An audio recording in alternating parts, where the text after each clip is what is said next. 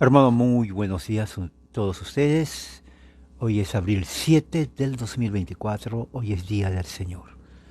Tengo aquí desde el sur de California a las 7 de la mañana con 36 minutos.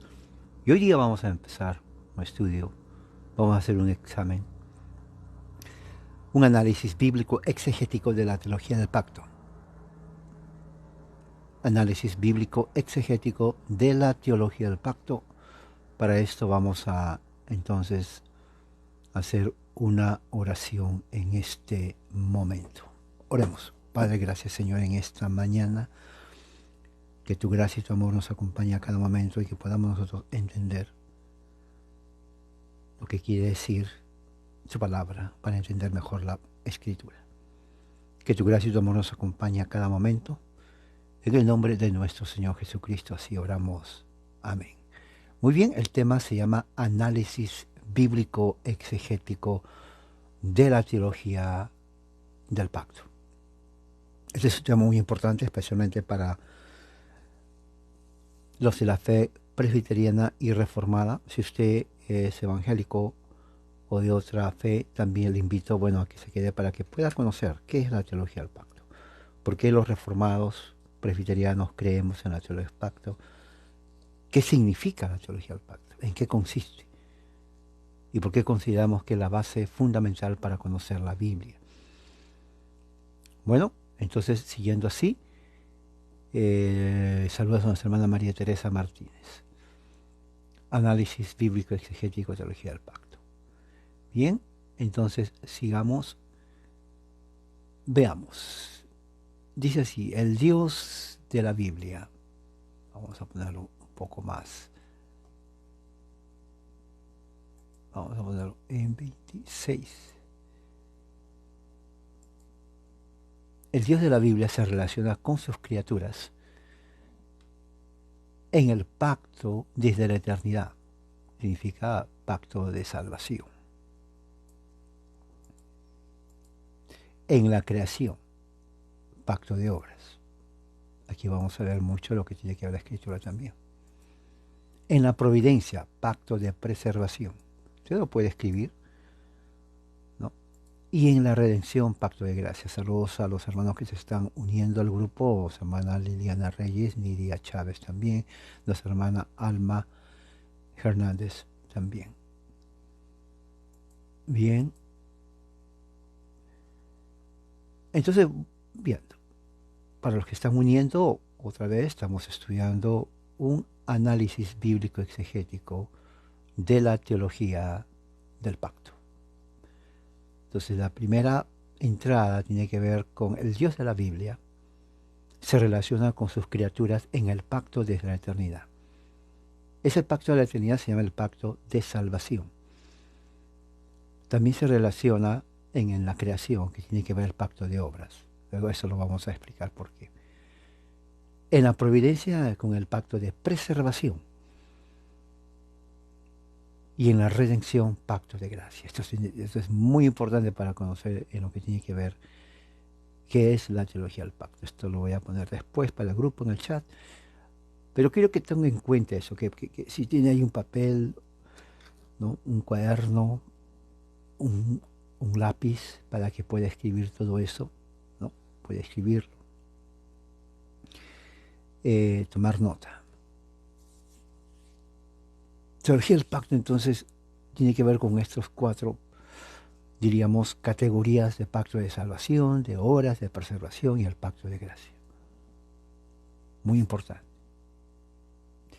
Entrada número 2. En el libro de Oseas 6:7 está la frase como Adán confirman la conciencia de los autores bíblicos de un pacto de obras prelapsariano. Entonces vamos a ir al libro de Oseas 6:7. ¿Ok? Libro de Oseas, que está en el Antiguo Testamento. Capítulo 6. Versículo 7. Dice así. Pero ellos, como Adán, ¿se dan cuenta? Ellos han transgredido el pacto. O sea, ¿qué quiere entender? Está hablando del pueblo de Israel. Ellos han transgredido el pacto como Adán transgredió ¿qué? El pacto. obviamente. Allí me han traicionado. Entonces aquí podemos ver, ¿no?, en esta parte, que se está refiriendo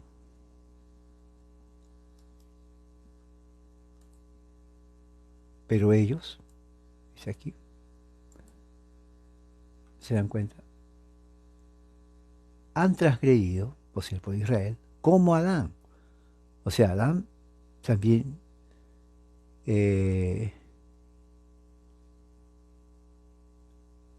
violó el pacto, al igual que el pueblo de Israel. Ahora, la pregunta es cuál pacto violó a Adán. Bueno, el pacto prelapsariano. ¿Qué significa pacto prelapsariano? Bueno, significa el pacto antes de la caída. Porque pre es un prefijo que significa antes. Lapsariano significa caída, lapso. De ahí viene la palabra lapso. En teología, lapso significa caída. Entonces, el pacto que Dios hizo con Adán, que aquí está en Oseas 6:7, por ellos, como Adán transgredieron el pacto, es un pacto que se llama prelapsariano. O sea, Dios hizo un pacto antes de la caída de Adán con él. Esa parte prelapsariana es muy importante. 3. No, vamos a ver. El apóstol Pablo presupone la existencia de un pacto de obras pre-lapsario o lapsariano, lo mismo. Entonces Pablo también tenía en mente un pacto de esa categoría. ¿Dónde lo vemos eso? Lo vemos en Romanos 2:13 y 4:4. ¿Vamos a ir a ver? Sí, vamos a ir. Romanos, sí, el libro de Romanos. Nuevo Testamento. Primero es 2:13 y 4:4. Bueno, vamos a ver qué dice 2:13. Dice, del 11, porque en Dios, vamos a ponerlo tal vez las letras muy pequeñas para usted, vamos a ponerlo aquí, donde corresponde en esta parte.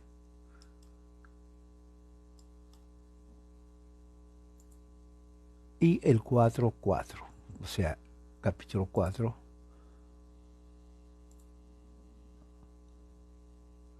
versículo 4, aquí está.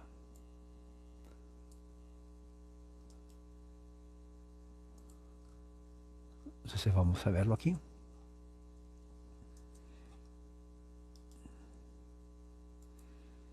Bien, 2:13, porque no son los oidores de la ley los justos ante Dios, sino los que cumplen la ley. Ahora, esto parece indicar que Pablo sabía que había una ley, mucho antes, porque dice los oidores, no son los oidores, sino los que cumplen la ley. Y en el capítulo 4, versículo 4 dice, ahora bien, al que trabaja, el salario no se le cuenta como favor, sino como deuda. O sea, dando a entender la ley, porque la ley es obras. Entrada 4 dice, la excomunión del árbol de vida, Génesis 3, 22, 24, confirma la naturaleza probatoria del pacto de obras. ¿Eso es cierto? Bueno, vamos a Génesis 3, 22, 24. O sea que Génesis es primer libro de la Biblia, Génesis capítulo 3, 23, 24.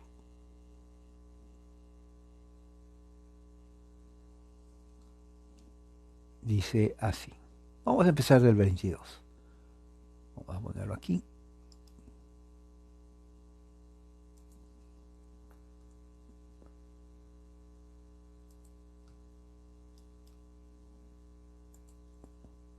Ok.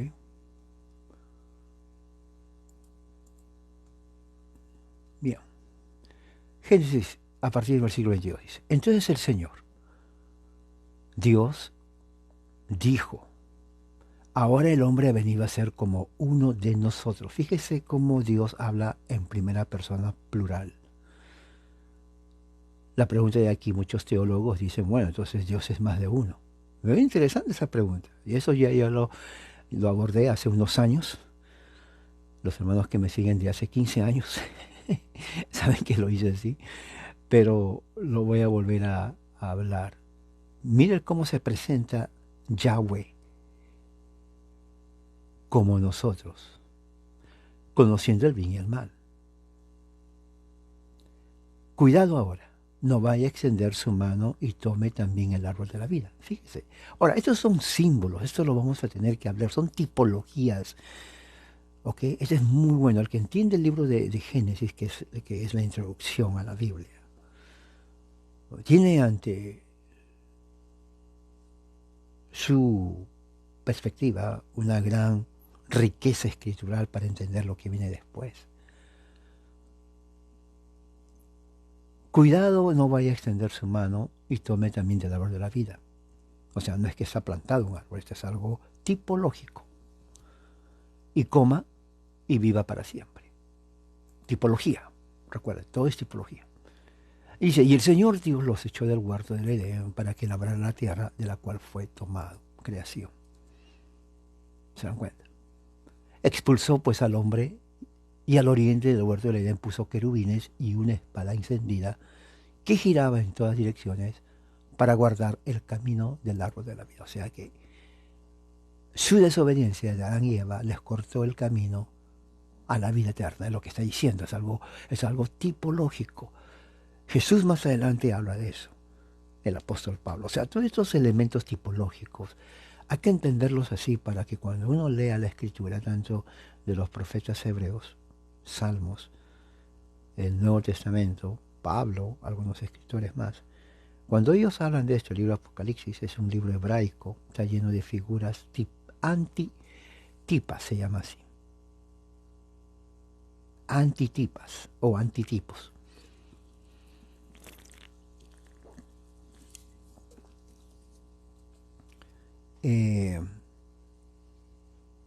Entonces vemos aquí que el árbol de vida que habla aquí Génesis confirma la naturaleza probatoria del pacto de Dios. ¿Qué significa probatoria? Significa Dios le había dicho, ¿se acuerdan? Y vamos a ver un poco más adelante para que se den cuenta qué es probatoria, hermano. No entiendo nada. No hay problema. No hay problema. ¿Ok? Le dice, versículo 16, para que se den cuenta. El Señor Dios ordenó al hombre, significa la mujer también. Una vez un hermano dice, ya ve hermano, eso fue para Adán, no para la mujer. Sí, claro. Pero en realidad cuando dice hombre aquí, involucra a la mujer también, ¿ok? Dice, de todo árbol del huerto podrás comer, ¿no? De todo. O sea, quiere decir, en el paraíso Dios al hombre le entregó todo. Pero hay una prohibición, pero, es una conjunción de contraste. Pero, mire, de todo, pero. Eso es interesante, porque dice, de todo, pero aquí dice, pero. O sea, hay un pero. ¿Cómo es eso? O sea, se está contradiciendo, dice todo y después, pero bueno, sigamos leyendo. Del árbol, del conocimiento, ¿no? Dice, o de la ciencia, dicen otros. Del bien y del mal no comerás. O sea, hay una prohibición. Esta es la ley probatoria. Esto se llama la ley prelapsariana. Repitan, ley prelapsariana, o sea, antes de la caída. La primera ley es, vas a comer de todo árbol, le ordena. Qué felicidad. Pero en toda ley siempre hay, usted sabe, advertencia, dice, pero del árbol del conocimiento del bien y del mal no comerás. O sea, en realidad esta frase de todo no se refiere a todo. Porque si se refiere a todo, pues ¿para qué le va a decir que no comas de uno? Vuelvo a repetir. De todo, excepto del árbol. O sea, no es todo. ¿Se dan cuenta? Esto es ley prelapsariana. ¿Por qué? Y aquí está la consecuencia. Porque el día que tú comas de ese árbol, ciertamente morirás. Ahora, este es el pacto prelapsario o el pacto prelapsariana. ¿Por qué? Porque la salvación aquí depende de lo que el hombre hace. Haz esto y vivirás. O sea, obedéceme y te va a ir bien. Me desobedeces, pues te va a ir mal. ¿Ve? Eso es lo que está diciendo Pablo. Bien, 5. Hubo múltiples señales y sellos del pacto de obras, incluyendo el sábado de la creación. O sea, cuando Dios crea al hombre, ¿no? Eh, cuando va al capítulo 1, mira lo que dice aquí. Dios bendijo, versículo 28, y les dijo, sean fecundos, multiplíquense, llenen la tierra y sométanla, ejercen dominio sobre los peces del mar, las aves de los cielos, y sobre todo ser viviente que se mueve sobre la tierra. Ese es el plan original de Dios. El otro día, cuando estaba hablando con un amigo en el trabajo de teología, comenzamos a hablar de religión, política, filosofía, todo eso, y me hice la pregunta, bueno, al fin y al cabo, ¿cómo se puede saber para qué Dios nos creó? Y yo le digo, hey, me gusta tu pregunta, le digo. Esa es la clase de pregunta que me gusta, le digo. Y se me quedó mirando, le digo, y yo tengo siempre una Biblia conmigo, porque, porque sé que siempre converso por la naturaleza de mi trabajo con gente y a veces sale temas de la Biblia. Entonces abrí justamente ese texto, Génesis 1:28. Le dije, ¿quieres saber el propósito por el cual Dios creó al hombre? Le digo. Facilito, le digo, no tienes que ir a la universidad, te estoy ahorrando tiempo, dinero y todo lo demás y te lo doy gratis. Me dice, a qué se refiere? Aquí está. Dios bendijo y les dijo, sean fecundos y multiplíquense. Eso sí, hasta ahora. O sea, Dios quiso que Adán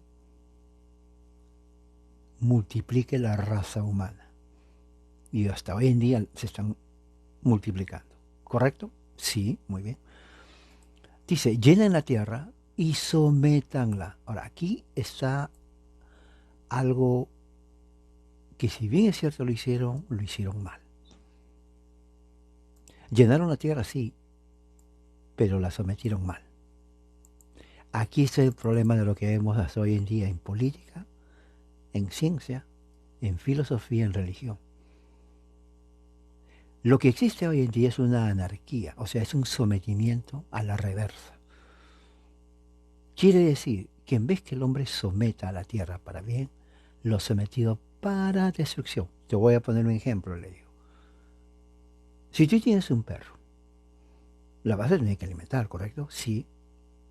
Si se enferma, vas a tener que llevarlo al veterinario, ¿correcto? Porque así tiene que ser este perro, sí. Y como todo animal, el perro necesita correr. Tienes que llevar al parque, no sé, en algún lugar, porque tiene que hacer ejercicio. Yo entrené perros por muchos años y yo sé lo que significa criar un animal. Y el perro necesita ejercicio diario. Eso lo estoy sometiendo para bien. Pero hay gente que somete al perro, lo amarra, la amarra del cuello a un árbol o algo y lo deja ahí por días. Yo te pregunto a ti, ¿tú crees que ese animal está feliz? No, exacto.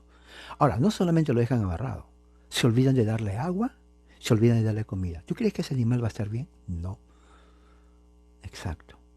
Eso es someter al animal para mal, para destrucción. Tú lo estás destruyendo al animal así. Al animal nunca se le tiene que amarrar el cuello. Al perro nunca se le tiene que amarrar. Eso yo le enseño a mucha gente aquí en California cuando adoptaban animales. Nunca amarre a su perro. Por muchas razones hay. Por muchas razones no se le tiene que amarrar. Pero no ese es el tema de eso. Más adelante puedo hablar de eso. En fin, hay sometimiento para bien y hay sometimiento para mal. El hombre sometió a la tierra para mal. Ahora, dice aquí, ejerzan dominio sobre los peces del mar. Esto se ha perdido. Mira, ese es el plan de Dios. O sea, el hombre tenía que tener dominio sobre la naturaleza, sobre la fauna marina. El hombre está destruyendo toda la vida del mar, del agua, de donde es para nuestra consumición diaria. La caza excesiva de seres marinos en muchos lugares, muchos animales ya se han prácticamente extinguido, peces del mar. y sigue la matanza indiscriminada. O sea, el hombre no está haciendo lo que Dios dice. Dice, sobre las aves de los cielos. O sea, dominio sobre las aves de los cielos. No significa ponerlos en jaula. Un amigo me decía, mira, aquí dice someter a las aves, lo voy a poner en jaula. No significa eso. Porque el animal, el ave, por naturaleza, no nació para ser enjaulado. Eso es hecho. Claro, es bonito tenerlos ahí. Mira qué bonito, canta para mí el perico por aquí, por allá. Pero no nacieron para eso. Dios les dio alas. Y alas implica volar. ¿Se dan cuenta? Sobre todo ser viviente que se mueve sobre la tierra. ¿Qué significa eso? La primera cosa que Dios hace al hombre, le pone como administrador de la tierra. Mira lo que dice la palabra, administrador. Administrar la tierra y administrar los animales. No abusar de los animales. No golpearles. No matarles. No exterminarlos. No torturarlos. Eso es Dios. Eso no significa ser animalista. Aquí dice, y si es animalista, bueno, Dios es el primer animalista. Vuelvo a leer. Multiplíquense. Llenen la tierra, sometan a la tierra. O sea, administren la tierra. O sea, no malogren los ríos, los mares y los lagos. No boten basura. No lo contaminen. Los árboles, la naturaleza. No lo talen indiscriminadamente, porque es el pulmón de la tierra, de ustedes mismos. Ejerzan dominio sobre los peces, o sea, administrador. O sea, esto no se ha hecho. Lo que se ha hecho fue lo contrario, destruir la tierra, destruir los peces del mar, destruir las aves de los cielos, destruir todo ser viviente que se mueve sobre la tierra. Eso va en contra de la ley de Dios. Eso se llama la ley prelapsariana. ¿Por qué? Porque es una ley antes de la caída. ¿Se dan cuenta? Ahí está. Hubo una ley de Dios para el hombre para administrar la tierra. La ley prelapsariana. Para mantenerlo de una forma como Dios intentó. ¿Por cuánto tiempo lo mantuvo Adán así? No sabemos. Pero no fue por mucho tiempo. Porque cuando entra la desobediencia, ahí cambió todo. Mira lo que dice. Miren, yo les he dado a ustedes toda planta que da semilla que haya en la superficie. De toda la tierra y todo árbol tiene fruto que da semilla, esto le servirá de alimento. Oh, gloria al Señor. No tienes que ir al market, no tienes que ir al mercado. Dios le dio en el paraíso a Adán y a Eva todo lo necesario para su nutrición. No había enfermedad, no había diabetes, que está matando a millones, inclusive niños. Yo trabajé en un hospital, niños de 2, 3 años con diabetes. ¿De dónde salió eso? No había gente con tiroides baja o alta, problemas del corazón, riñones que no funcionan, hígado, intestinos, baja inmunosencia. No había problemas virales de respiración. No había derrames cerebrales ni ataque al corazón. Presión alta, colesterol. Todas esas cosas que son parte de ahora. Estrés no había. Dolores de cabeza. No es que eran seres humanos superiores a nosotros. Era simplemente que Dios le dio a la naturaleza todas las medicinas para que el ser humano viva bien y en salud y fuerte. Crecer sano, crecer fuerte.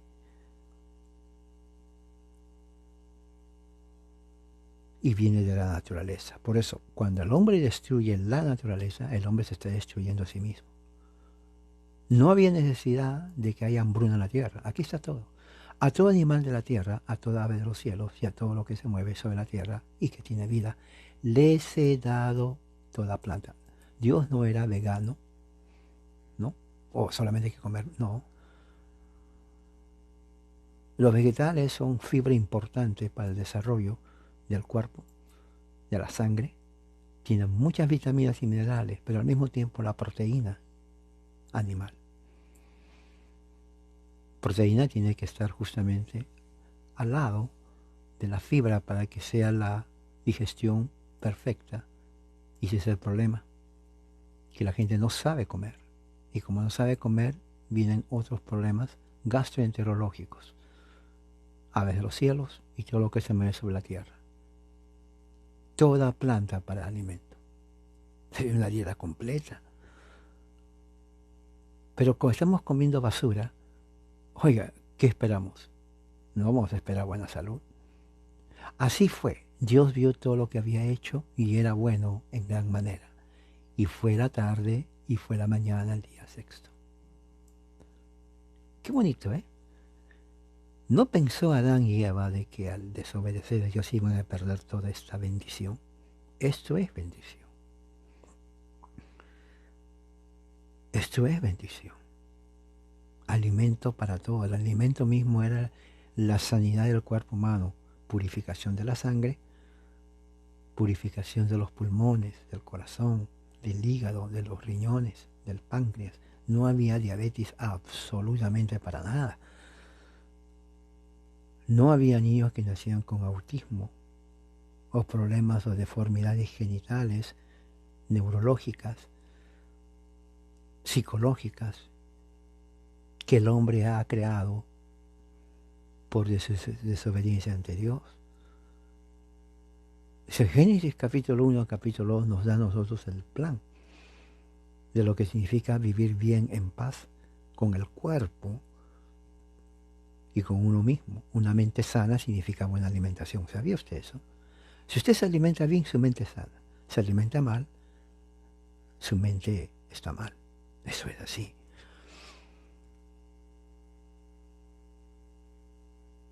¿Cuánto nos hemos alejado del plan original? Cantidad, oiga.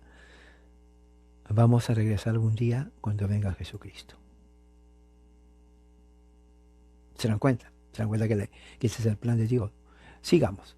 Hubo múltiples señales: el árbol de vida, el conocimiento del bien y el mal y el árbol de la vida. ¿No? El árbol de la vida. ¿Cuál es el árbol de la vida? Ya hemos leído aquí.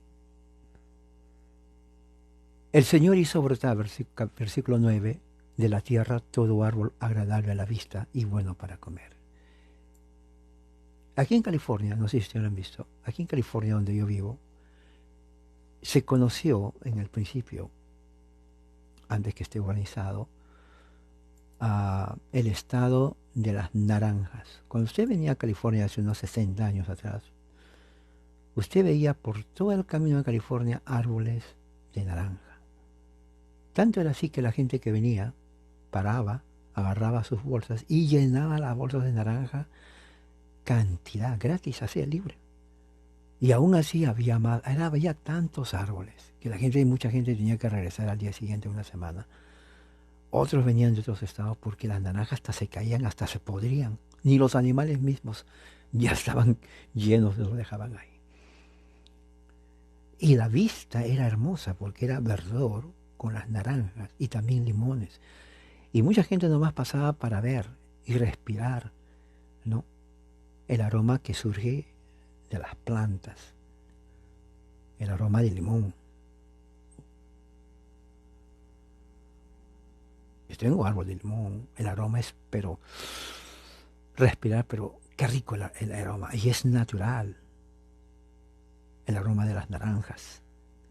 Entonces cuando dice Dios hizo brotar de la tierra todo árbol agradable a la vista y bueno para comer, ya sabes lo que tu estómago va a ingerir cuando comes esos alimentos. Asimismo, en medio del huerto Dios hizo brotar el árbol de la vida y del conocimiento del bien y del mal. Son tipologías. ¿Me entiendes? Esas son tipologías. Entonces todo eso Dios lo hizo, por decir, múltiples señales y sellos. Ahora, fíjese lo que dice aquí, señales y sellos. Una señal es un sello. Escuche bien esto. La primera promesa del Evangelio, en Génesis 3:15, anuncia el pacto de gracia. Ay, aquí estamos entrando a la teología del pacto. La redención de los elegidos por el mediador. Hermano, ¿qué dice 3:15? Bueno, vayamos, no hay ningún problema para mí. Génesis 3:15, aquí está. Pero vamos a leer del 14 para ver el contexto. Porque aquí es ya cuando Adán viola el pacto prelapsariano. Recuerde, pre es antes, lapsus significa caída, o sea, antes de la caída. Dice Génesis 14. Y el Señor dijo a la serpiente, por cuanto has hecho esto, maldita serás, más que todos los animales y más que todas las bestias del campo. Sobre tu vientre andarás y polvo comerás todos los días de tu vida. No vamos a entrar aquí en detalle, pero indica esto que la serpiente en su creación original no se arrastraba. Y hay muchos casos de esto, evidencias de que no se arrastraba, pero eso lo vamos a hablar en otro momento. 15. Pondré enemistad entre tú y la mujer, entre tu simiente, Satanás, y su simiente, Jesús el Cristo. Él, Jesús el Cristo, te herirá en la cabeza cuando Él murió en la cruz del Calvario, pero tú lo herirás en el talón cuando fue crucificado. ¿Se dan cuenta? Entonces aquí ya vemos, como dice Pacto de Gracia, la primera promesa del Evangelio del Pacto de Gracia. ¿Por qué? Porque aquí es cuando Adán y Eva habían comido del huerto y se escondió, ¿se acuerda? Violaron el pacto prelapsariano, que Dios les dijo, multiplíquense, sojuzguen la tierra, administren la tierra usando un lenguaje moderno. Tienen que administrar. Adán, tu mujer te va a ayudar a administrar. Oh Señor, yo pensé que se quedaría en la casa a comer, digo a cocinar. No. Tú y ella van a administrar la tierra.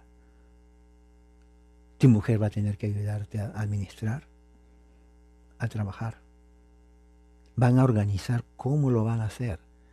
Se van a sentar y van a hacer un plan de trabajo para poder organizar la naturaleza.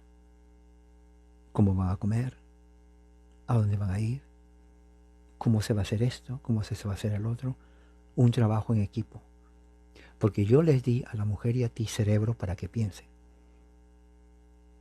Por eso se llama ayuda inteligente. Porque yo no doy algo mediocre. La inteligencia de la mujer te va a ayudar a ti bastante. Porque es idónea. Porque es sabia. Porque tiene esa capacidad que tal vez tú no tienes. Ella lo va a hacer. Y la experiencia enseña que la mujer es súper inteligente. En mi trabajo me gusta tener jefes que sean mujeres. En serio, son súper detallistas. Y dice aquí, el pacto de gracia es el relato histórico progresivo de la administración del Evangelio en la historia de la redención. El pacto de gracia es el relato histórico, ya estamos viendo, progresivo, o sea, el relato se está desarrollando de la administración del Evangelio en la historia de la redención. O sea, lo que dice aquí es el Evangelio de la gracia. Eso se está desarrollando en la historia de la redención. O sea, el Evangelio, mucha gente que dice, bueno, el Evangelio empezó con Cristo. Bueno, Él lo predicó. Pero es que antes no había eso. El mismo Jesús dice que ya estaba, Él predicó el Evangelio. El mismo Pablo confirma de que el Evangelio ya se predicó antes que naciera Jesús. Entonces el pacto de gracia es un relato histórico, la Biblia es un relato. Y eso lo vemos cuando leemos todo el Pentateuco, todos los libros históricos. Los salmos dice bastante, hay salmos donde habla de todo esto, usted no se da cuenta. De la historia de la redención, quiere decir de la salvación. ¿Cómo se salvaban antes los hombres? Por el Evangelio de Cristo. Porque el Evangelio siempre se ha predicado. Ningún hombre se ha salvado por la ley, es imposible.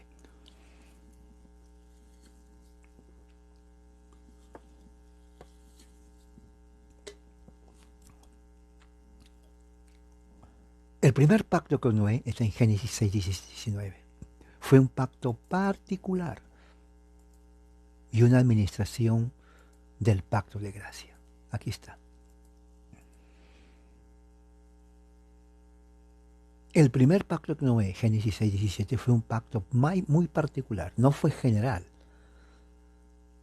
pero fue una administración del pacto de gracia. O sea, siempre hubo pacto de gracia.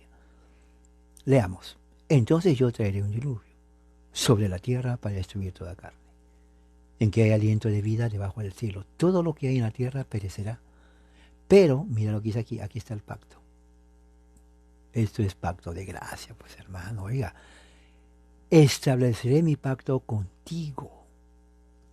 Mira, entrarás en el arca tú y tus hijos. Oiga, hermano, disculpe, pero a mí me enseñaron en los pentecostales que los hijos tienen que crecer. No deje esa tontera ya de lado.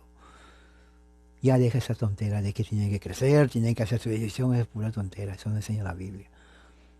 Lo que enseña la Biblia es que en el pacto que Dios hace es con todos los hijos. Se acabó. Okay. Ya dejen esas tonteras que le enseñaron los evangélicos que vienen de aquí del siglo XX de Estados Unidos. Eso no es evangelio. Tu mujer está en el pacto. Pero Señor, yo pensaba que ella tenía que hacer su decisión. No, pero te enseñaron mal. Y las mujeres de tus hijos. Oiga, pero no hay que preguntarles primero a ver si... No, ya dije otra vez, deja esa tontera. En el pacto de Dios, en el pacto de gracia, entran todos. Y eso lo está diciendo Noé. Sus hijos, la mujer de Noé y las mujeres de los hijos de Noé. Y obviamente los hijos de ellos. Este plan pactual, particular, no ha cambiado. Y dice, y de todo ser viviente, de toda carne, meterás 2 de cada especie en el arca, para preservarles la vida contigo, macho y hembra serán. Ahí está. Hasta en los animales se tiene que preservar a la pareja. Entonces, fíjese, el pacto con Noé es un pacto particular y una administración del pacto de gracia. Significa salvación. Pablo dice que cuando entraron al arca y vino el diluvio, ellos fueron bautizados y fueron salvos porque Dios los preservó por el bautismo del agua. Fíjese, por eso que el bautismo siempre fue señal del sello que puso Dios en el caso de Noé y toda su familia. No existe tal mentira de que, a ver, que cuando crezcan, si quieren que acepten. No, eso es mentira. Eso es falso. Eso no es el plan de Dios. Eso es el plan evangélico, pero no el plan de Dios, que es diferente. 9. El segundo pacto con Noé, porque hubo otro pacto con Noé, Génesis 9, fue un pacto ya no particular, sino universal.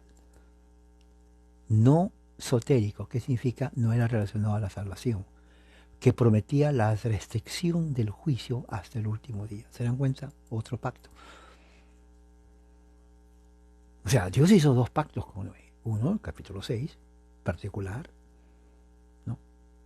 Y el segundo pacto universal, en donde restringía el juicio hasta el último día.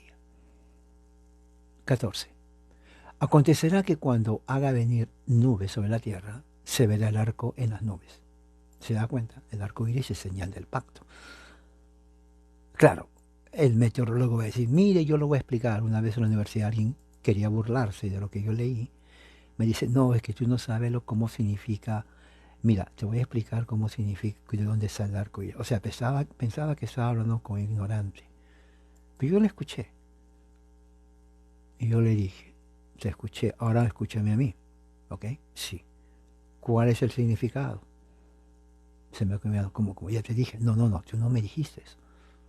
Tú me dijiste cómo se produce el arco iris. Y yo te pregunto, ¿cuál es el significado? Me dice, bueno, el significado es que, no, tú me estás dando cómo se produce, ¿no? Porque vemos el arco iris, lo cual no necesito tu explicación porque yo lo supe desde que tenía 5 años. Pero ¿cuál es el significado de eso? No lo sabes, le digo, porque eres ignorante. Y le leí esto. Le dice, me acordaré de mi pacto. Ahí está, Dios mismo, con ustedes. ¿Y qué dice aquí? Con todo ser viviente de toda carne. Cuando hablé con un evangélico, le dije, Dios, el pacto que Dios hace no solamente es con seres humanos, sino con los animales. Me dice, no, que eso es mentira. ¿Se da cuenta? Otro ignorante. Entonces le digo, ok, no te preocupes. Le digo, ¿tienes tu Biblia? Sí, abre. Génesis 9:15 y lee. A ver. Y se puso a leer. Y dijo, me acordaré de mi pacto, sigue con ustedes, sigue y, ¿con qué más? Todo ser viviente de toda carne. El perro, el caballo, el elefante, son seres vivientes. Lee bien, todo ser viviente. ¿Qué dice aquí? Todo. Repite. Todo, todo ser viviente. Dios hizo un pacto con toda la naturaleza. Ese pacto implica lo mismo que Dios le dijo a Adán. Tienes que administrar la tierra, sojuzgar todo ser viviente, cuidarlo, protegerlo, no torturarlo. El hombre que hace en contra de eso está violando el pacto y ese pacto sigue vigente. Por eso la teología del pacto es súper importante. Este pacto sigue vigente. Cada vez que el hombre, que lo ha hecho por los últimos 4000 años, abusa de los animales, los tortura, el hombre está violando la ley de Dios. Y cuando uno viola la ley de Dios, ¿qué dice Juan? Es pecado. ¿Se dan cuenta que eso nos enseña en las sectas? Pero aquí vamos a estudiarlo en la Biblia. El pacto con Noé es una administración del pacto de gracia. Igual. Dice, nunca más se convertirá las aguas en diluvio para destruir la carne. Cuando el arco iris esté en las nubes, lo miraré para acordarme del pacto eterno. ¿Qué dice aquí? Pacto eterno. Léelo otra vez, le dije leer. Pacto eterno. Léemelo 10 veces, lo leyó 10 veces. Y después de esto, grábatelo. No es pacto, es pacto eterno. No es pacto, es pacto eterno entre Dios y todo ser viviente de toda carne que está en la tierra. Esto incluye a los animales. Los animales no están fuera del plan de Dios. El hombre tiene que administrar con santidad. Escuche lo que digo. Con un acto sagrado toda la naturaleza de Dios, lo cual no lo hace. Han destruido literalmente los ríos, los mares y las lagunas. Lo han destruido. El hombre lo hizo. Tanto que la fauna que vive ahí se ha muerto. Tomar esas aguas es veneno. Dios no quiso eso. Tiran petróleo, químicos. Millones de seres vivientes que viven del agua se han muerto, se han extinguido. ¿Entiende lo que estoy hablando? Aquí lo dice, está aquí está, Génesis. El pacto eterno de Dios entre Dios y todo ser viviente, incluye a los animales. Hay que amarlos, tratarlos. Sí, es para nuestra alimentación, pero no es para torturarlos. No es para maltratarlos. Es para cuidarlos. No porque uno es animalista, sino porque es el pacto eterno de Dios que es diferente. Y dice, esta es la señal del pacto que yo he establecido en toda carne o con toda carne que está sobre la tierra.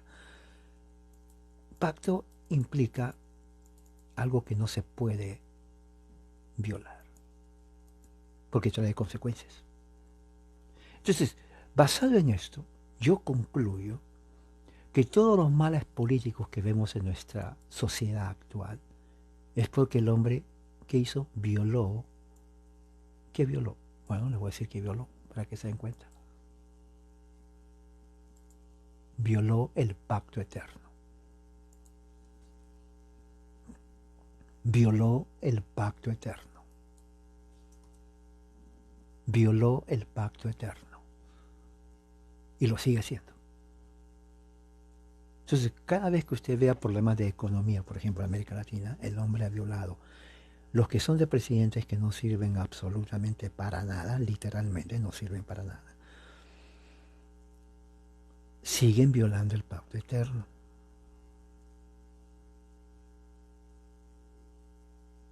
Y eso es lo que estamos viendo. ¿Se dan cuenta?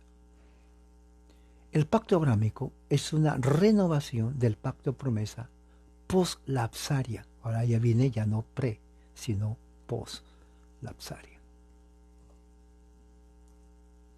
Hecha a Adán. Post significa después del pacto, después de la caída. Entonces vemos entonces el pacto prelapsariano con Adán.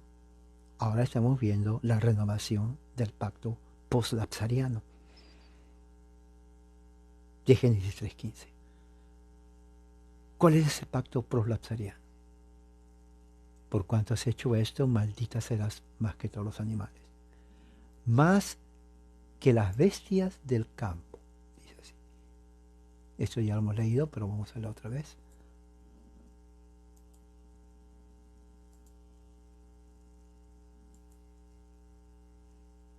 Sobre tu vientre andarás, polvo comerás todos los días de tu vida. Pondré enemistad entre tú y la mujer, entre tu simiente, Satanás, y la simiente de la mujer, Jesucristo. Aquí está el Evangelio. Él te herirá en la cabeza y tú le dices en el talón. Y a la mujer le dijo, en gran manera multiplicaré tu dolor en el parto. Con dolor darás a luz a tus hijos. Con todo tu deseo será para tu marido. Y él tendrá dominio sobre ti. Ahora, es interesante esto, porque las feministas odian esto. Y algunos evangélicas también odian esto. Pero esto tiene un significado filosófico y teológico.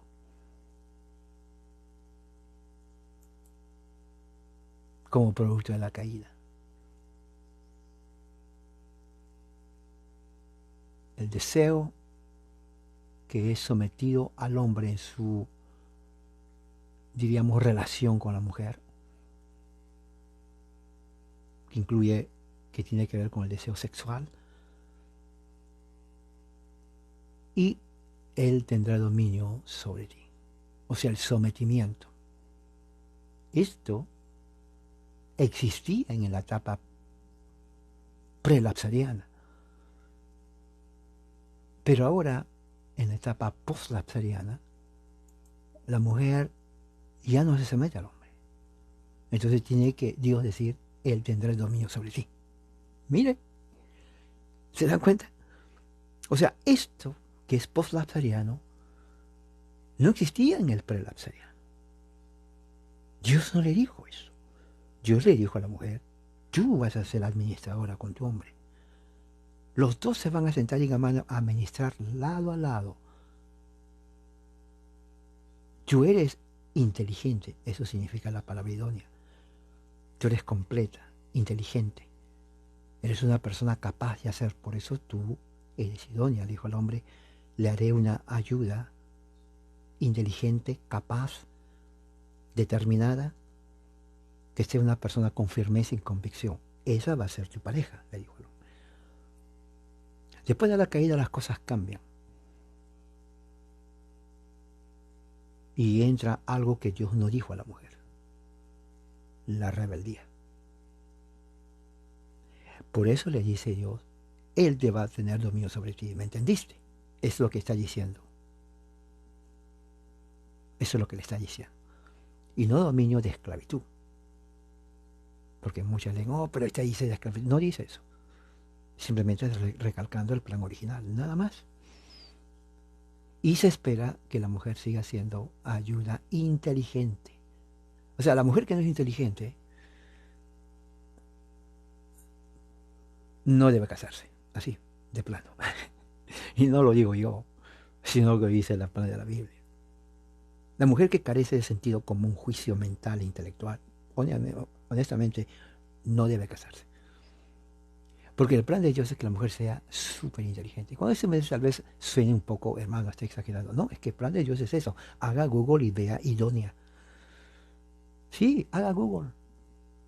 Haga Google y vea la palabra idónea, pero no ahorita porque estoy hablando. Eso es lo que Dios hizo a la mujer. ¿Me entiende lo que estoy hablando? Un día voy a hablar más en detalle de esto. Entonces el Señor dijo a Adán, por cuanto has escuchado la voz de tu mujer, fíjese. De aquí salen muchos memes, ¿no? Ya ves, te dije que no escuchas a tu mujer, te va a pasar como Adán. Ya has comido del árbol del cual te habré diciendo, no comerás. Pacto prelapsariano. ¿Se da cuenta? Maldita será la tierra por tu casa. Esto duele. Esto duele. Hermano, esto duele. Maldita será la tierra por tu causa. Aquí empiezan problemas políticos. Bueno, eso lo vemos en el siguiente capítulo. Caín mata a Abel. Ahí está. Mata a Abel, a su propio hermano. Y eso no ha parado. Sigue lo mismo. La tierra es maldita, los animales sufren. Se los extermina. ¿Qué más?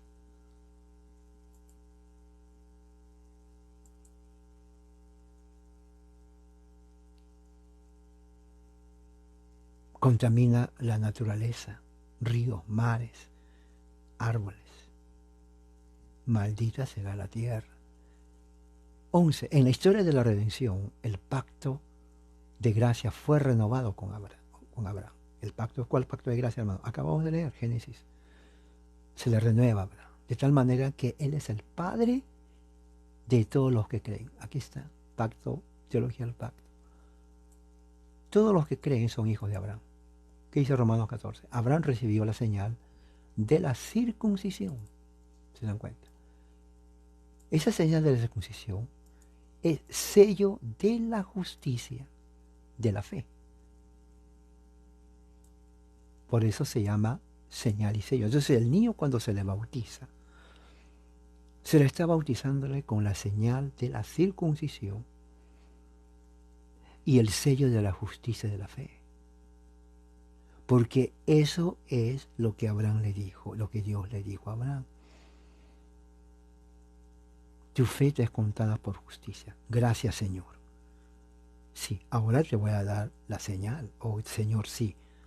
Pues te van a circuncidar. Ay, Señor, disculpa, pero eso no era, pero va a doler. No, nada que ver. Tienes que tener la señal de la circuncisión. Pero no hay hospitales como hay en el siglo XXI por aquí. No te preocupes. Con cuchillo de piedra, así es.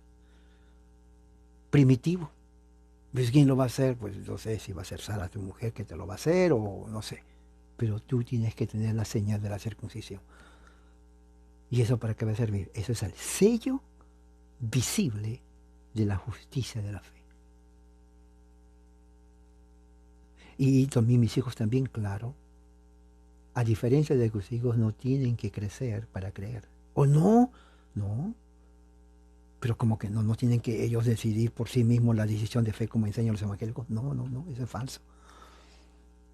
Todo varón que nace, que abre la matriz de la mujer, a los 11 días, perdón, a los 8 días.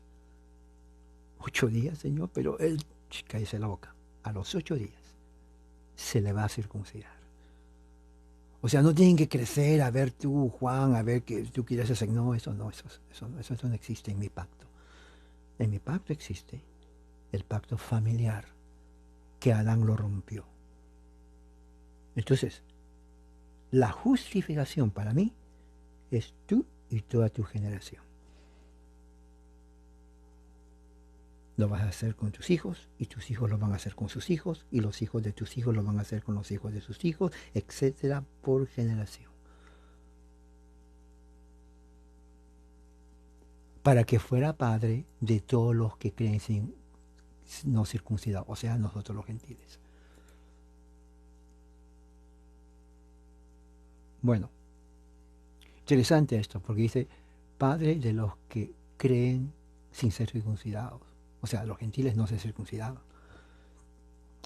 En este tiempo hay circuncisión por asuntos médicos. Cuando uno va a urología, hay problemas en la parte genital, tanto de niños y niñas, o problemas con los riñones. Entonces, se necesita, el doctor tiene que hacer un procedimiento quirúrgico en donde justamente hacen eso. Le circuncidan, ¿no?, por asunto de salud. A mí me circuncidaron por asunto de salud. En este caso,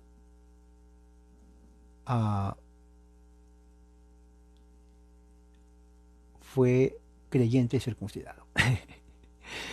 Bueno, en fin, a fin de que la justicia también se les tome en cuenta, se dan cuenta. O sea, el gentil creyente en Cristo, si es soltero, pues no va a circuncidar al gato. Pero si es casado y tiene hijos, los hijos se circuncidan. Pero claro, él se bautizan porque la circuncisión es espiritual. No ha cambiado eso para nada. 56 dice, Abraham, padre de ustedes, ¿se dan cuenta? Se regocijó esperando ver mi día. El evangelio siempre se predicó. Abraham se le predicó el evangelio, por eso que él estaba esperando ver el día de Jesús. Y lo vio y se alegró. Fíjese. O sea que Abraham murió conociendo al Mesías, al Hijo de Dios. ¿Cómo lo ve? Le enseñaron eso a usted. Está en la Biblia. No era misterio, nunca fue misterio.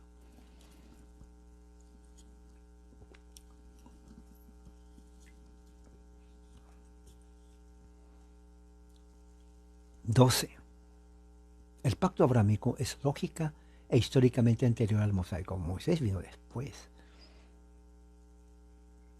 El pacto mosaico no fue renovado bajo Cristo, pero sí el pacto abrámico. Este es muy importante que se tome en cuenta. ¿Cuál pacto fue renovado bajo Cristo? ¿El mosaico o el abrámico? No sé si le enseñaron a usted en la escuela dominical. No. El pacto abrámico fue renovado. Si esto se enseñaría en las escuelas dominicales y no se les pondría películas de Mickey Mouse o cuentitos o que colorea este libro de Noé, porque no, si se les toma en cuenta, porque eso no había a Timoteo, su abuela no le dijo, a ver Timoteo, colorea a Moisés. No había eso de colorear a Moisés, que chiquito que no entiende. No, no, no. Eso es falso. Eso es falso. ¿Tienes hijos? Ok. Enseñar. ¿No tienes? Bueno, ya te saliste de la responsabilidad de hacer eso. Pero se le tiene que enseñar que lo que fue renovado bajo Cristo no fue el pacto mosaico, fue el pacto abrámico. Por eso somos hijos de Abraham. Nacemos en la casa de Abraham. Abraham, yo nací en tu casa. Muy bien, ahora tienes que someterte a la circuncisión. Ay, pero duele. Bueno, no te preocupes, Cristo es tu circuncisión. Oh, qué bien. Pero la señal y el sello tiene que ser para tus hijos. Porque estás en mi casa. Aquí no se les espera que crezcan, que hagan decisión. Eso es falso. Oh, ok. Entonces voy a traer a dos. Sí, tráelos y se las bautiza. La promesa de la tierra hecha a Abraham en Génesis 15:18, que va a tener, se le va a dar la tierra de prometida, Éxodo 6:4, Jueces, fue típica de las bendiciones venideras del nuevo pacto. O sea, quiere decir tipológicas. Tipológicas. Génesis 2:4, Gálatas 3:14, Hebreos 8 y el estado final. Aquí sería la del estado final. Hebreos 11:10. 15. Todos los justificados bajo Moisés fueron justificados únicamente por gracia. Y la repetirás. Exacto, muy bien, Ingrid, exacto. Ese es pacto. Ese pacto que le dieron, que ella mencionó ahorita, está en el Pentateuco. Pero ¿de dónde sacó eso Moisés? Dios lo está diciendo, una repetición de lo que le dijo a Abraham. Bajo Moisés, los que eran salvos era únicamente por el pacto de gracia, por la fe en Jesucristo. Porque eso lo dice Pedro, que no hay otro nombre, no hay, bajo el cielo, por el cual debemos ser salvos. No hay. Entonces, si no hay, ¿cómo fueron salvos antes? Aquí está, por la gracia de Cristo. La ley fue dada como un codicil. ¿Qué es un codicil? Es un agregado para llevar a la gente a Cristo, eso lo dice Pablo. Pero ya no estamos en ese pacto mosaico, porque ese pacto mosaico ya no existe cuando Jesús cumplió la ley y murió. Eso lo dice Pablo. Pero el pacto abrámico de gracia, de Génesis 3:15, eso sigue. Eso sigue. Le enseñaron esto en la escuela dominical, evangélico de 25 años en la escuela. Había un evangélico que una vez me dice, hermano, pero eso nunca me enseñó. ¿A qué iglesia iba? Iba a una iglesia que se llamaba El Paraíso del Tercer Cielo. ¿Y qué hacía ahí usted? Bueno, pues, y yo me sentaba, pero el pastor nunca enseñaba eso. ¿Y qué decía? Oh, de sus viajes que se iba por acá, por allá, por aquí. 25 años perdió el pobre hombre. Y no sabía esto. Eso es el primer año de ser cristiano, uno aprende esto, el primer año. ¿Se dan cuenta? Primer año. Esto es kindergarten. 16. Con respecto a la tierra prometida, el pacto mosaico fue mutandis. ¿Qué significa mutandis? O sea, era temporal, por razones pedagógicas. Gálatas 3, 23, 4, 7. Una republicación del pacto adámico. ¿Dónde está eso? Gálatas 3, 23. ¿Vamos a verlo? Sí, vamos a verlo. Me gusta. Gálatas 3, 23. Entonces vamos en el... Aquí está. Gálatas 23, 23. Y aquí dice así. Antes de venir la fe, estábamos encerrados bajo ley, confinados para la fe que había de ser revelada. Fíjese, se da cuenta. La ley era mutandi, o sea, temporal. De manera que la ley ha venido a ser nuestro guía para conducirnos a Cristo. Aquí está. A fin de que seamos justificados por la fe. Pero ahora que ya ha venido la fe, ya no estamos bajo el guía, o sea, ya no estamos bajo la ley. ¿Se dan cuenta? Pues todos son hijos de Dios mediante la fe en Cristo Jesús. Porque todos los que fueron bautizados en Cristo, o sea, agua de Cristo, se han revestido. ¿Se dan cuenta? Ahora ya es el bautismo en agua, el sello y la señal de estar en el pacto. Por dice, no hay judío ni griego, no hay esclavo ni libre, no hay hombre ni mujer. En la circuncisión, bueno, obviamente que era para el hombrecito. Es obvio, no tengo que explicar por qué. Pero en Cristo ya no hay hombre y mujer. Porque todos son uno en Cristo Jesús. Y si ustedes son de Cristo, entonces son descendientes de quién? De Abraham, herederos de la promesa. O sea, nacemos en la casa de Abraham. Y los que nacemos en la casa de Abraham, los hijos, son bautizados. ¿Ok? No es que, a ver, que crezca cuando ella tenga 41 años, si es que quiere, no existe eso. Eso es lo que enseñan los evangélicos, pero no lo que enseña el pacto. Y nosotros vamos lo que dice la Biblia, no lo que dice mengano fulano. Nada que ver. Ni me interesa lo que digan ellos. A mí me interesa lo que dice Dios. Con respecto a la justificación y la salvación, el pacto mosaico fue una administración del pacto de gracia. Esta es otra administración. O sea, tenemos el pacto, la administración justamente con Génesis 3.15. Tenemos la segunda administración en Génesis 6 con Noé. Tenemos la tercera administración con Noé, capítulo 9. Tenemos la cuarta administración con Abraham, cuando le hace el pacto abrámico. Y tenemos la otra administración con Moisés, en el pacto mosaico fue la administración del pacto de gracia. ¿Se dan cuenta? Esta es teología del pacto. Apúntelo. Esto, todo reformado, primer año de la iglesia, sabe esto. Si a usted no le enseñaron, entonces usted iba a dormir. Disculpa que se lo diga así, de buena gana, pero iba a dormir. De verdad. A los israelitas se les dio la tierra y la conservaron por gracia. ¿Se dan cuenta? Por pura gracia. Pero fueron expulsados por no guardar un pacto de obras temporal. Eso. O sea, esto es muy bueno. Como eso se va a enseñar, usted se va a volver un teólogo. Y vamos ahí, Segunda de Reyes 13:23, para que se cuente de qué estamos hablando. Segunda de Reyes 13:23, vamos a ver. Ese es muy bueno. Segunda de Reyes 13:23. Ya me pasé la hora, pero no me importa, voy a seguir esto porque quiero acabarlo.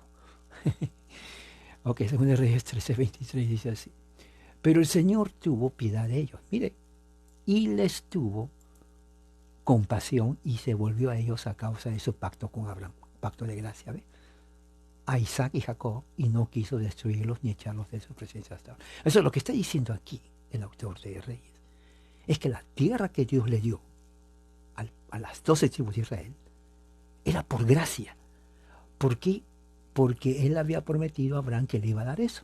A Abraham, a Isaac y a Jacob, porque la promesa de Abraham se cumple en Jacob y en Isaac. Cumple eso, ¿no? Aquí estoy enseñando de una manera enfática con mi dedo. Mire, ¿no? Le ve con Abraham, aquí está. Pacto con Abraham, pacto con Isaac y Jacob.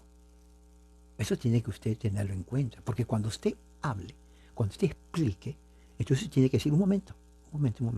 Tengo que explicarte. Vamos a Segunda de Reyes, ¿no?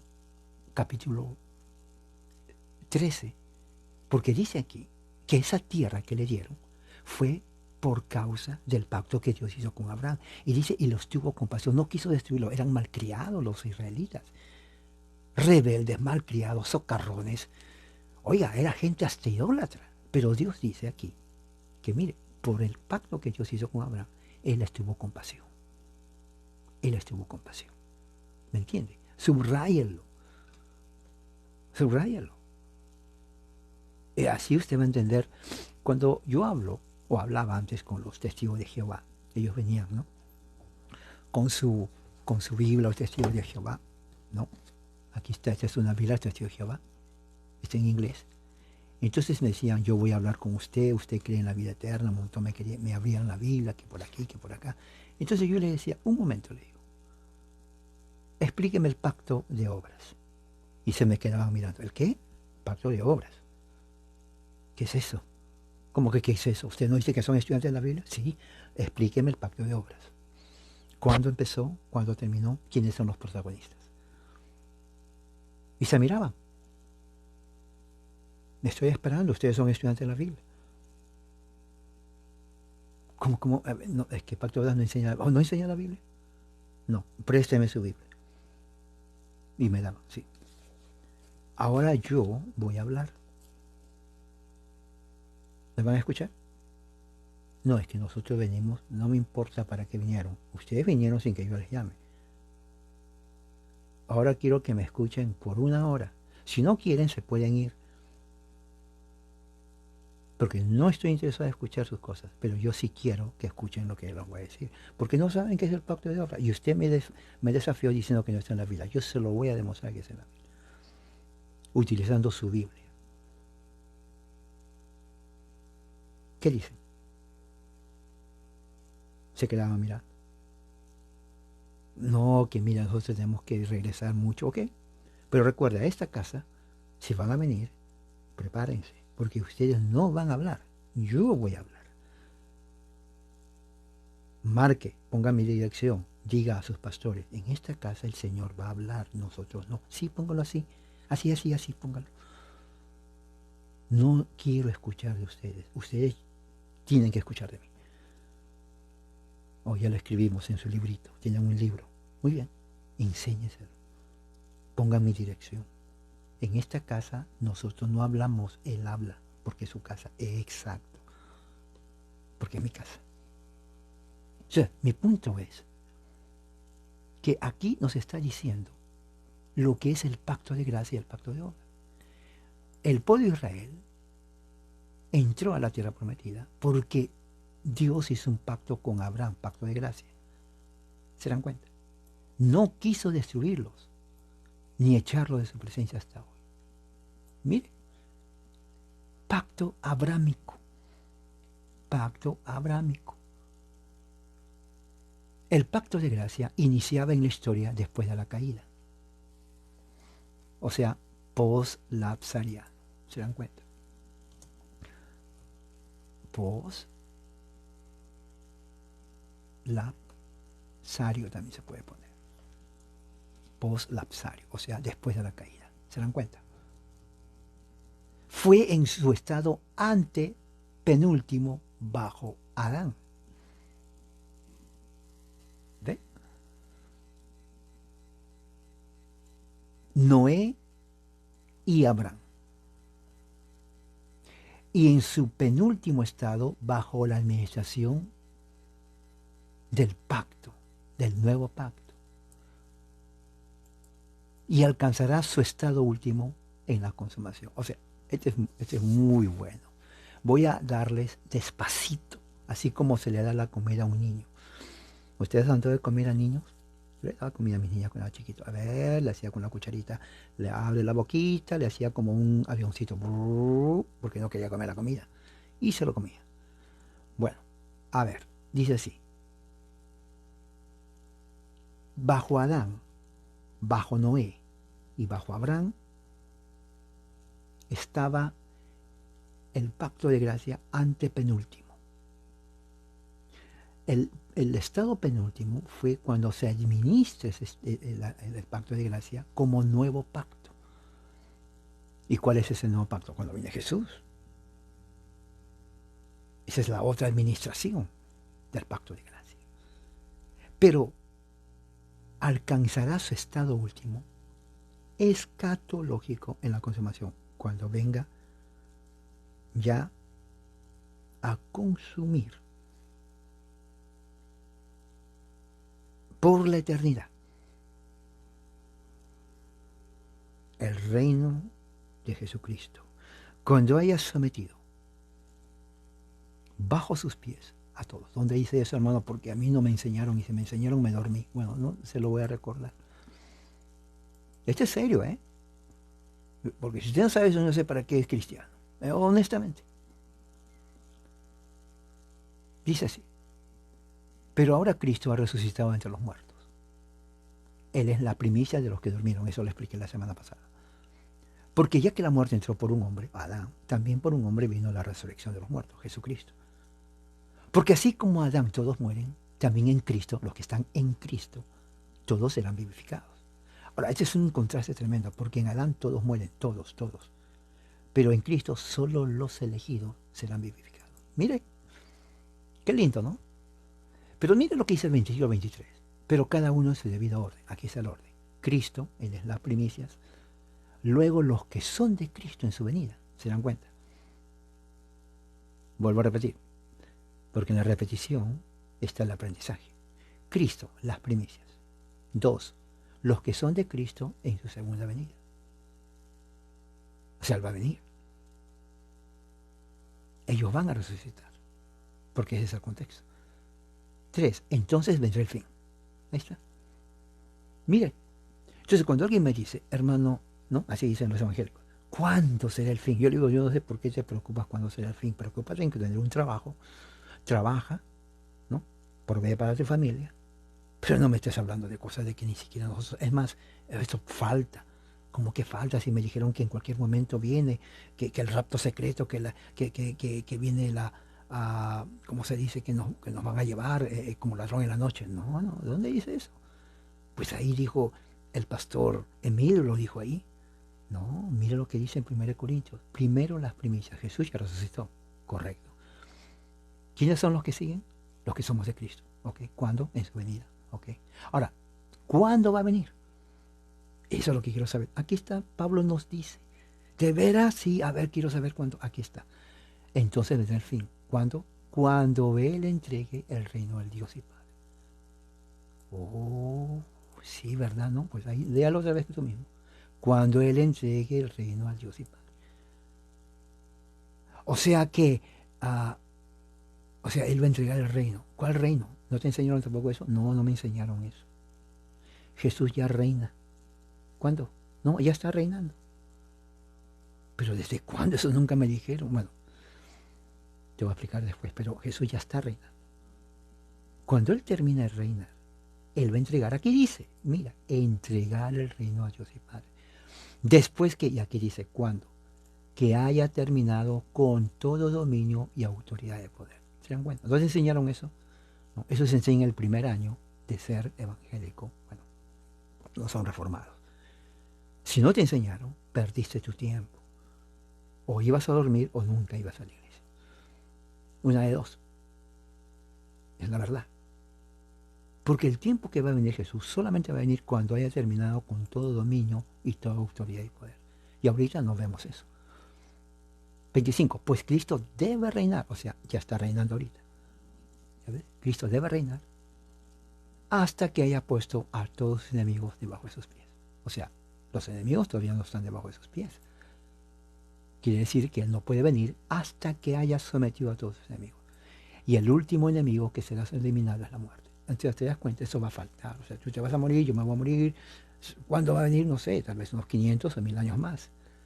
Pero eso no nos concierne a nosotros. Lo que nos concierne es, mientras estamos aquí, ser fieles a Él, a ser sus discípulos, conocer las Escrituras, ¿no? Y el resto, que eso tiene que ver en el futuro, eso ya es en el futuro. No tienes que preocuparte para ahora, porque eso no está en nuestro momento ahora. Cristo está gobernando ahora, Él es rey, y va a seguir gobernando hasta que todos sus enemigos estén bajo sus pies. Ahí lo dice. Eso mismo lo dije a un testigo de Jehová. Le dije, abre tu Biblia y mira lo que dice ahí. Y el testigo de Jehová abrió pues su Biblia, ¿no? Abrió su Biblia en el capítulo 15, ¿no? Versículo 23. Y dice exactamente, y aquí lo tengo. 1 Corintios 15, 23 dice, ¿no? Pero cada uno, aquí esto es en inglés, pero es testigo de Jehová, a cada uno dice, en su debido orden, Cristo, primer fruto, luego de ellos vienen los que pertenecen a Cristo durante su presencia, y luego el fin, cuando Él dé su reino a su Dios y Padre, cuando haya traído a nada a todos gobiernos y a todas autoridades y poder, o sea, haya destruido. Entonces le dije al testigo, le dijo, mira, ahí mismo tu Biblia mismo lo dice, cuando va a venir Jesús. ¿Por qué engañan diciendo que va a venir en 1914, que va a venir mañana? ¿Por qué son mentirosos?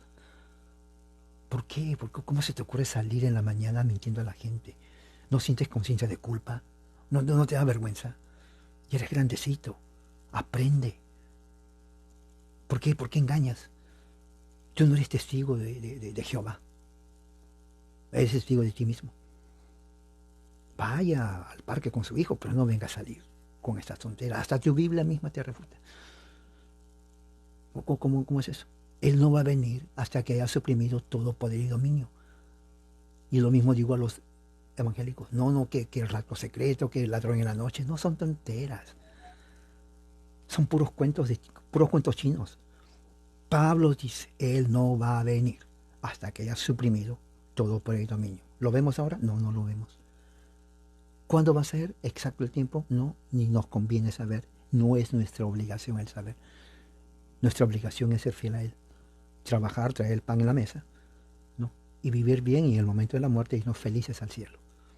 Pero no se está diciendo otras cosas ahí, cuentos que no dice la Biblia. Así de fácil. ¿Me entiende? Bueno, ¿qué más? Dice aquí, ya estoy terminando.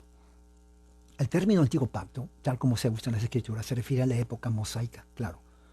No a todas las épocas anteriores a la encarnación, hebreas y arameas. El nuevo pacto es nuevo con relación a Moisés, no con Abraham. ¿Qué quiere decir eso? Quiere decir que cuando se habla del nuevo pacto, no tome en cuenta a Abraham. Abraham no es parte del antiguo pacto, es Moisés. no Abraham. Por eso que el pacto que se elimina es el de Moisés, no el pacto abrámico. El pacto abrámico sigue vigente. Pablo dice, somos hijos de Abraham, nacemos en la casa de Abraham. El antiguo pacto era temporal y típico del nuevo pacto. Claro, o sea, una tipología del nuevo pacto era el antiguo pacto, pero era temporal, porque como hemos leído en Gálatas capítulo 3, apuntaba y nos traía a Cristo Jesús. Una vez que termina eso, entonces nosotros seguimos con el pacto abrámico. En términos históricos redentores, el antiguo pacto mosaico se inclinaba hacia el ministerio de la ley, mientras que el nuevo pacto se inclina hacia el ministerio del Espíritu Santo. Eso está en 2 Corintios 3. Es muy clarísimo, ya no estaba bajo la letra. Cuando dice la letra, al pacto de la ley, antiguo pacto. Pero cuando dice del Espíritu, al ministerio del Espíritu Santo. Entonces dice aquí, el nuevo pacto es el cumplimiento de la promesa hecha a Adán. Génesis 3:15 lo hemos leído. Y el pacto abrámico de gracia, que justamente está esto en Génesis 17. Pero eso viene inclusive antes. También dice en Génesis 12, ¿no? Génesis 15 y 17. Entonces Génesis 17 sigue vigente. Me salió una rima. Génesis 17 sigue vigente. Y sí, sigue vigente. Porque el que está en Cristo está en la casa de Abraham. Nacemos, somos hijos de Abraham. Todo lo que Dios le dijo a Abraham se aplica al creyente en Cristo, a la eclesía. El nuevo pacto es la realidad tipificada por los tipos y sombras preencarnacionales, según de Corintios 1:20, Juan 6:32, Hebreos 7:9. O sea, una tipología en el antiguo pacto. La ley, no.